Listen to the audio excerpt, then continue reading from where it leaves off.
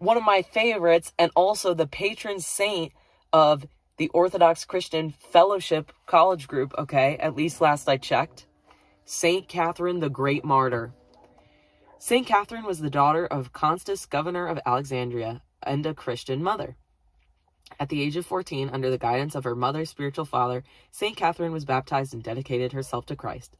Unable to bear the cruel treatment of the Christians under Emperor Maxentius, she presented herself before the emperor and rebuked him. Enthralled by her beauty and intelligence, the emperor summoned 50 pagan philosophers to convince her to renounce Christianity. Instead, the philosophers were so amazed by St. Catherine's logical and persuasive arguments that all confessed Christ to be Lord. The emperor then tried to ply her with riches and fame, even proposing marriage if St. Catherine would offer sacrifices to idols. The saint refused and was brutally whipped and imprisoned. St. Catherine endured more torments before she was finally beheaded and martyred at age 18. So St. Catherine received a vision from Archangel Michael before her martyrdom. When her jailers arrived to escort her to the execution, they found her cell was filled with light and the scent of myrrh. St. Catherine was not only intelligent but filled with courage. She spoke boldly in public despite the threat to her own life and convinced many to follow Christ.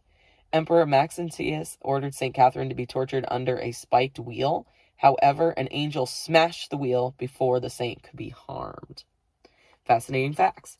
According to tradition, young Catherine told her mother that she would only marry someone more beautiful, intelligent, and wealthy than herself.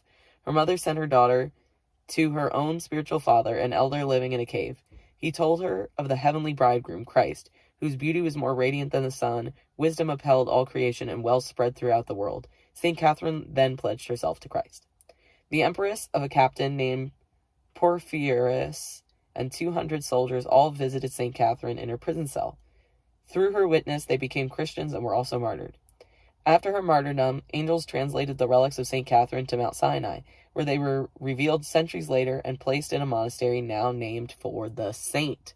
She is celebrated November 25th.